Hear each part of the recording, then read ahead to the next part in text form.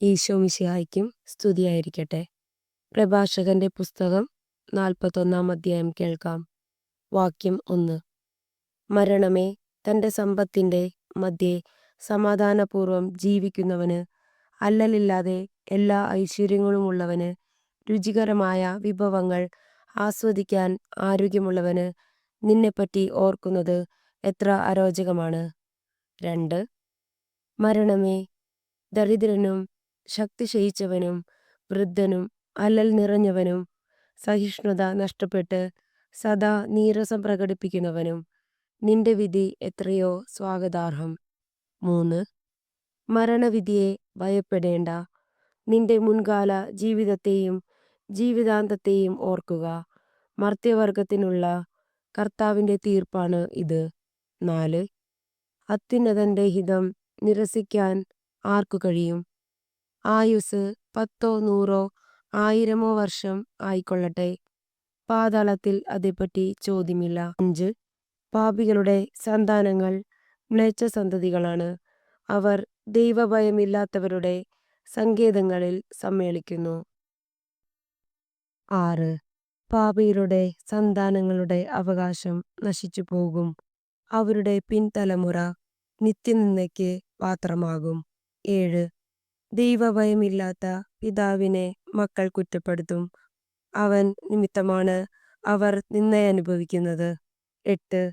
അത്യുന്നത ദൈവത്തിൻ്റെ കൽപ്പനകൾ നിരസിച്ച ദൈവഭയമില്ലാത്ത ജനമേ, നിങ്ങൾക്കു കഷ്ടം.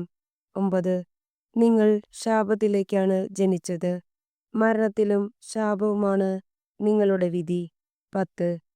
പൊടിയിൽ നിന്ന് വന്നവൻ പൊടിയിലേക്ക് മടങ്ങുന്നു.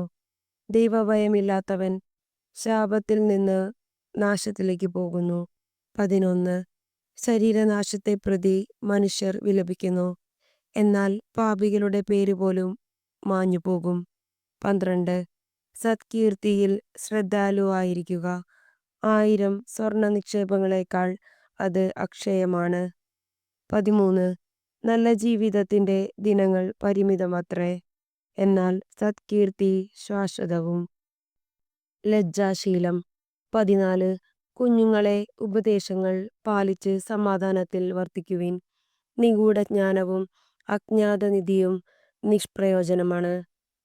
15. വിഡ്ഢിത്തം മറച്ചുവെക്കുന്നവൻ വിജ്ഞാനം ഗോപനം ചെയ്യുന്നവനേക്കാൾ ഭേദമാണ്. 16.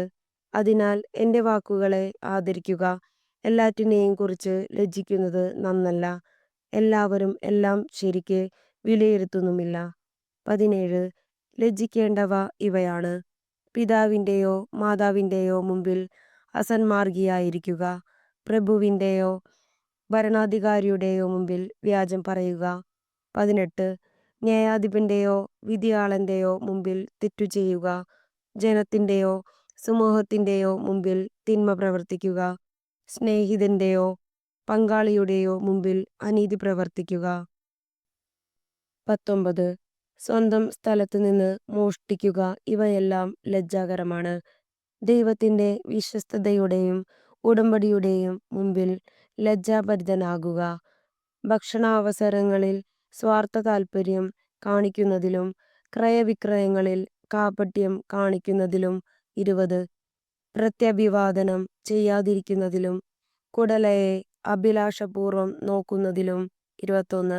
ബന്ധുവിൻ്റെ അഭ്യർത്ഥന നിരസിക്കുന്നതിലും അന്യൻ്റെ ഓഹരിയോ സമ്മാനമോ അപഹരിക്കുന്നതിലും അന്യൻ്റെ ഭാര്യയെ ദുർമുഖത്തോടെ നോക്കുന്നതിലും 22.